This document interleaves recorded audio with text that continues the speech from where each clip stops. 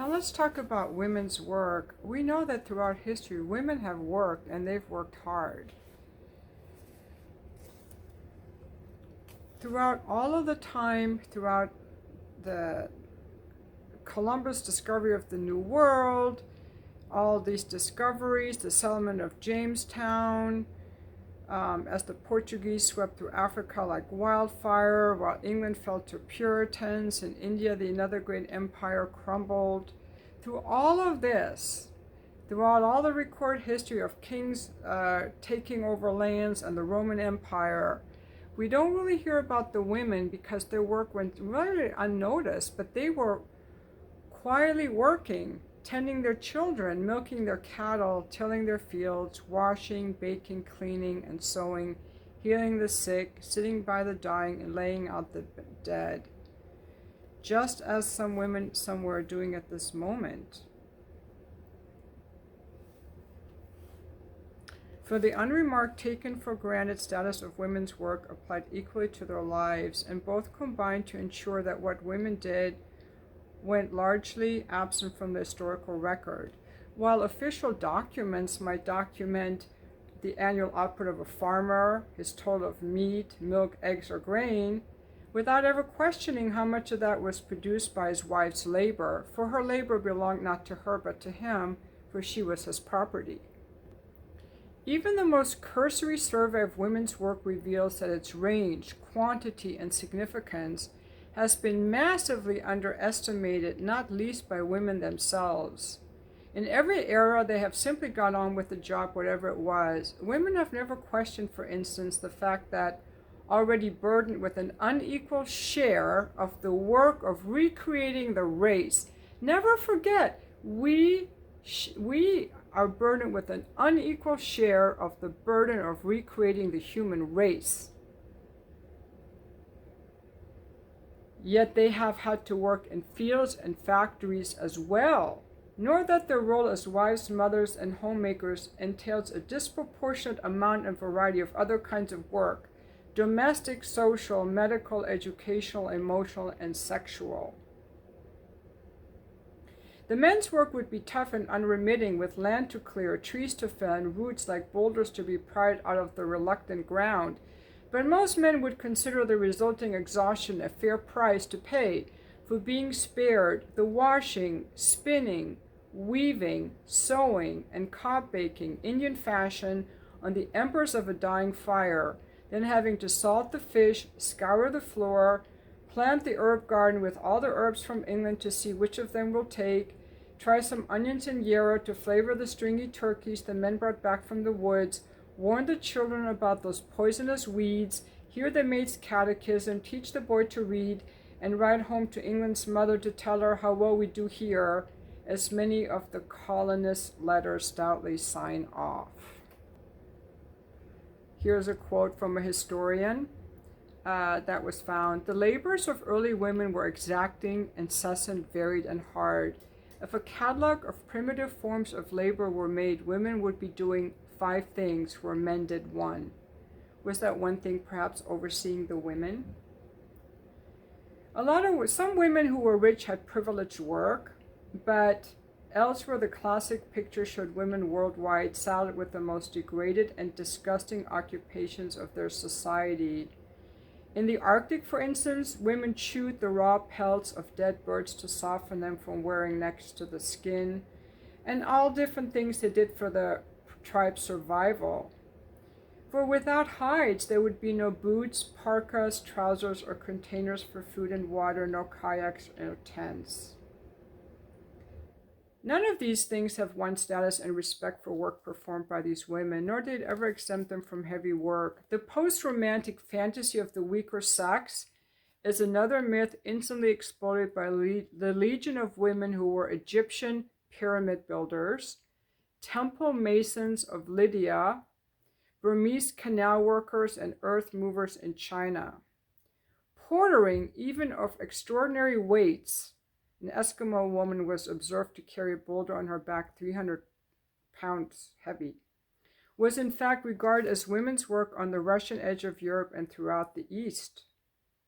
One astonished missionary to the Kurds observed a woman in an impasse with a loaded donkey. She simply shouldered the donkey's load herself and let the animal through, but she was already carrying a load of 100 pounds at the time. This extract highlights another constant universal feature of women's work encapsulated in the Old English couplet, "For man's work ends at setting sun, yet woman's work is never done." The outdoor work of men, even begun at dawn, necessarily ended with the dark. For women, though, the invention of the first artificial light in the first prehistoric cave had the effect of indefinitely extending the working day, so that leisure remains a masculine prerogative.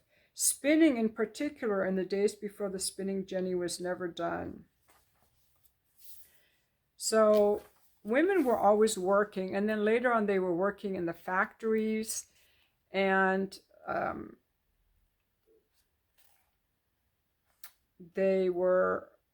housewife had to be able to kill her own pig, butchering the joints neatly for her salting tub. Her family only had bread if she knew every stage of the process, from sowing through reaping, gleaning, winnowing, grinding, storing, and baking, and performing them all correctly.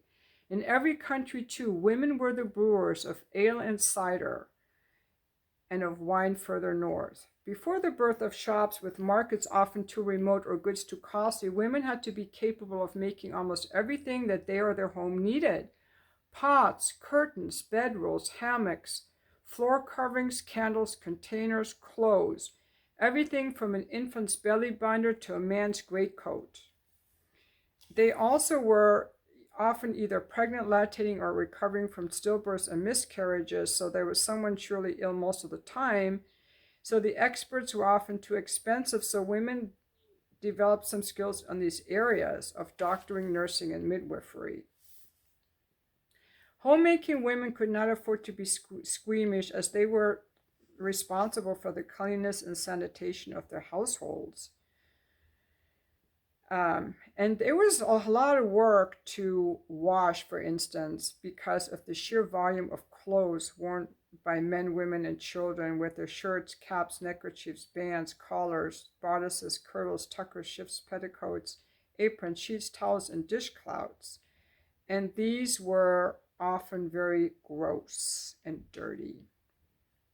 Worse than this must have been the unremitting task of dealing with the bodily waste of the household, which in the nature of things would be in continuous production. In every home, from hovel to palace, women emptied the chamber pots and closed stools, sluiced the privies, and freshened the houses of easement for the next user. They also had to deal with their own physical functioning, boiling the menstrual napkins or rags. Wife work comprised all the tasks that women had to do for their husbands of a physical, sexual, and often gorge-rising nature. It was not glamorous, you guys. Women were stuck pretty much. I mean, men worked hard too. Let's not forget that men worked really hard too. But a dutiful wife also was expected to massage, comb, and cleanse her husband's scalp. In the course of one such expedition, Elizabeth Pepys unearthed 16 lice, evidence at least that husband Samuel kept something other than wars and lechery under his fashionable hat. Also, women were associated with selling every aspect of merchandising, which is so marked as to make nonsense of another 20th century myth that modern women are the first to work in any numbers outside the home. Women were always the ones to trade. They were the ones that went to market. They're the ones that took the excess eggs to the chicken to the market and conversed with the other women and learned what was going on. The traditional way for women to gain entry to generally restricted occupations in the West was via their men folk. So female traders suffered under forms of discrimination. They were accused of taking away work from men. Unless they were widows, then they were allowed to work. These centuries saw the birth of the first professional women. There were doctors. Of course, these medical schools did not want women in there. It was very difficult for women to become doctors. They did not want them to be doctors. But some of these early women came up with amazing discoveries. In the 15th century, German women were presenting medical theses for higher degrees at the universities. And in the 16th, a Swiss midwife surgeon perfected new techniques of cesarean section, which in the hands of male surgeons had made virtually no progress since the days of Julius. This woman was also the first to use a magnet to extract a piece of metal from a patient's eye, a breakthrough technique still in use today. Female parts in drama were always performed by men. They didn't want women to do them. And while men controlled the land overall, their control did not deny women an important stake in the tilling, planting, and growing that went on. And women, for their part, controlled the produce, both at a household, micro level, and at the macro level of the disposal of surplus via trade or commerce. Then the next chapter goes into revolution, the great engine, which is really about how women worked in the coal mines and children worked in the coal mines. It's very heartbreaking to read. The rights of women, how they had to do this backbreaking work in the coal mines and so on. But again, the men were subjected to all of these as well. So I don't want to have this video go on too long. So I'm going to just go into like where we are today for the rest of this video. Then women were emancipated, they won the vote, but the last point was still the woman's body. Even as the struggle for women's rights was in full swing, many realized that without physical emancipation for women, it would be a hollow victory. Contraception was the key issue in the battle for the body, its central pivotal demand, as the vote had been in the campaign for women's rights.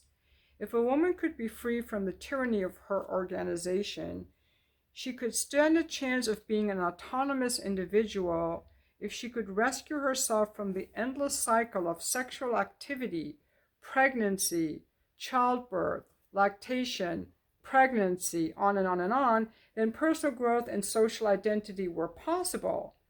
If sex ceased to carry the dire consequences of unwanted pregnancy, social catastrophe, even death in childbirth, then woman could no longer be seen as sinning, sinful, and justly punished.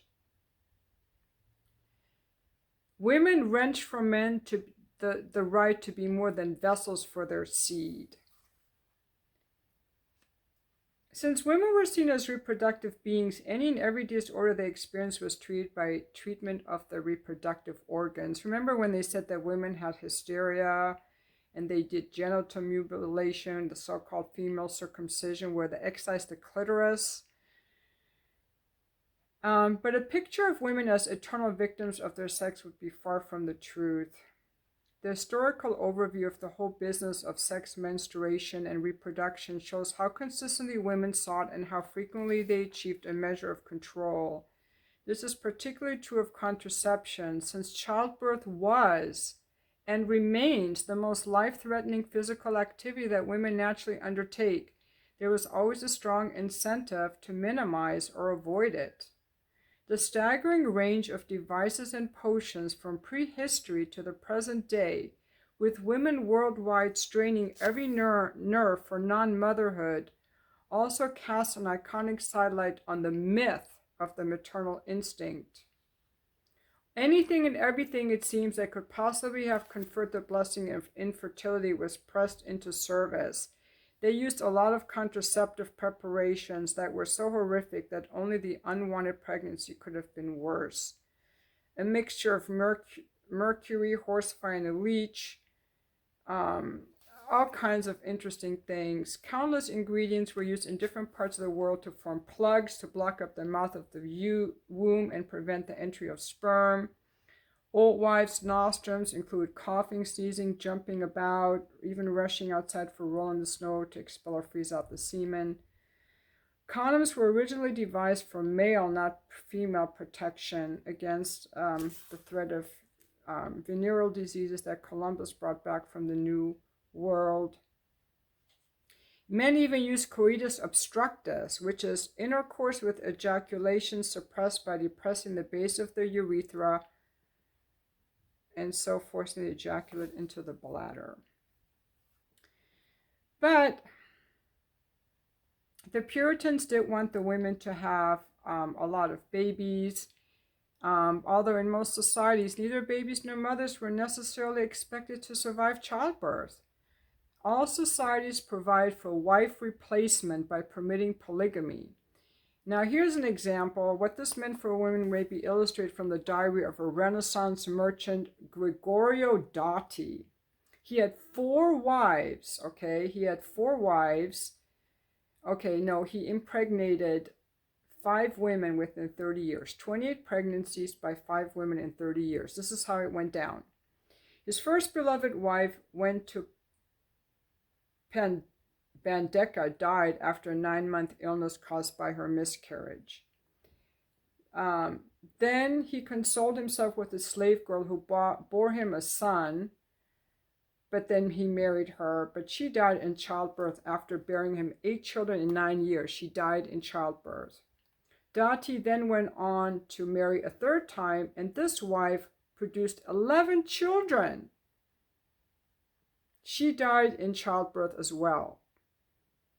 Undeterred, Dotti married again, and his 4th wife had 6 children and 1 miscarriage when he stopped recording the body count after 28 pregnancies by 5 women within 30 years. Dotti was not unusual as he may appear in his unquenchable appetite for fatherhood, or at least for the process that led up to it. So women were just seen as these baby-making machines. The position of the husband in this all-too-common situation, caught between the options of a lethally selfish sensualist or reluctant celibate, was not a happy one. He would, however, survive his sex life, while many women did not.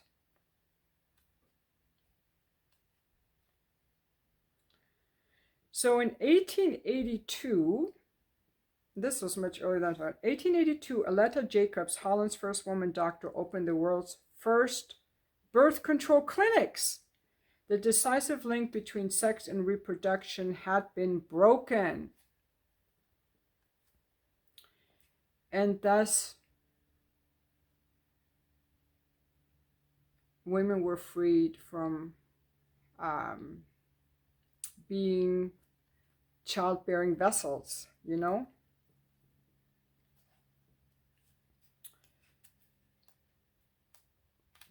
Okay, so there were a few other parts I wanted to read to you, which still. Then she goes on to say that even though women are working, they're still doing most of the domestic caretaking, and that now we have a lot more machinery to do the housework, so that the job of a housewife has kind of become very boring, this kind of domestic labor, and that a house does not need a wife any more than it does a husband.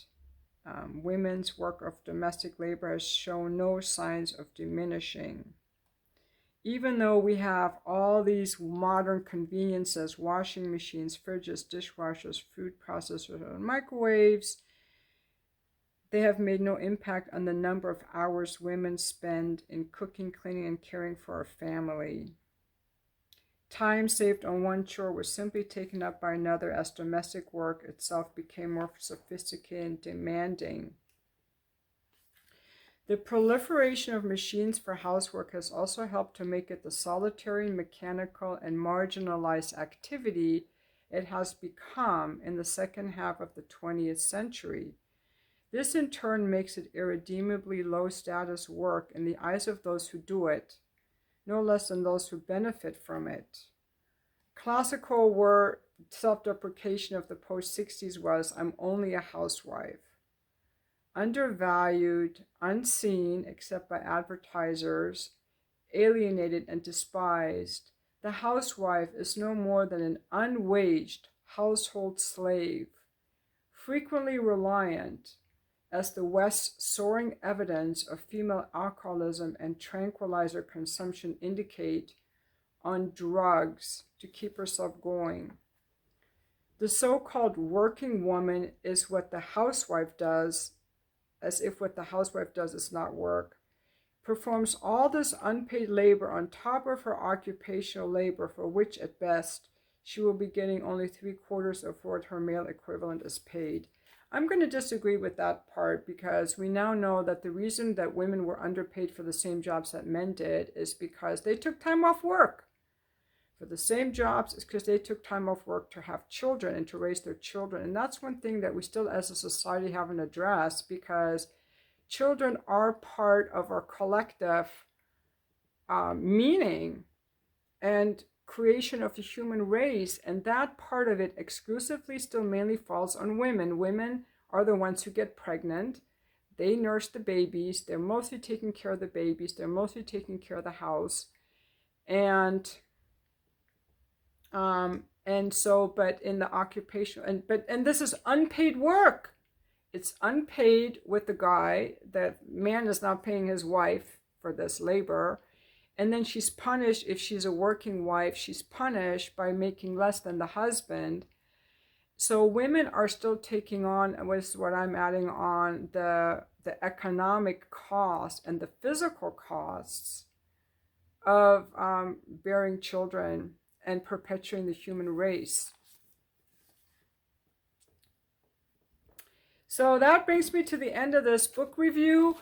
And thank you so much for watching the video. I just think it was really instructive to see how our societies have changed over the years, how the relationship of men and women and the power dynamics have changed over the years, and the stories that we tell ourselves about our usefulness, our value, our relation to each other. In particular in this channel where I'm talking about like sexuality, how much of our female sexuality has been suppressed or owned or co-opted to be as, vessels for men, or to, be virgins, or have a low body count, or not be too sexual, as if we exist for the pleasure of men. Let's bring back a little bit more balance. Let's remember that we're all equal, that we're all physical beings and sexual beings, and that we're all powerful. And while men are physically stronger, women are physically stronger in other ways. We are the ones who bear the children. That takes an enormous amount of strength. So while a man might be able to lift more weights, we create children, so we're all physically strong, but in different ways. And that I think that we thrive more when we don't have like power over the other. And that's kind of the thing what people are now looking for nowadays. They want relationships that are partnerships. But at the same time, women don't want a man that they have to like protect and take care of, because a man is a huge physical being in my space. Like if you're a huge physical being in my space, you have to add. You can't be dangerous, and you can't be lethargic, because you're big and you take up space. So you got to contribute something. We all have to contribute something. So now we're again in another age of change where women are economically out earning men now. So that's where she was wrong in the book. This book was written 20 years ago, I believe. Or I don't know. Let me see what year this was written. 1988 and 2001. So that's old. Now women are out earning men. And we've kind of changed. And we've had the sexual revolution. And women are like, we can fuck like men, but we don't really want to have sex in random ways that men can. So we're like trying to kind of find our ways out as these things are kind of like turning into what the next age will be, which could be maybe the age of partnership and the age of equality, where we're not, we're kind of all able to do the same kind of work in the knowledge economy, but yet women are still mostly doing the child raising. And many women are now saying we don't want children. And those women have always existed, but now they're able to exercise that option of not being mothers, of not being children, not having children. And a lot of men want that option as well. So what do you foresee as the current age and where we will go next? And again, this is the fourth in my set of 4 videos, and thank you so much for watching.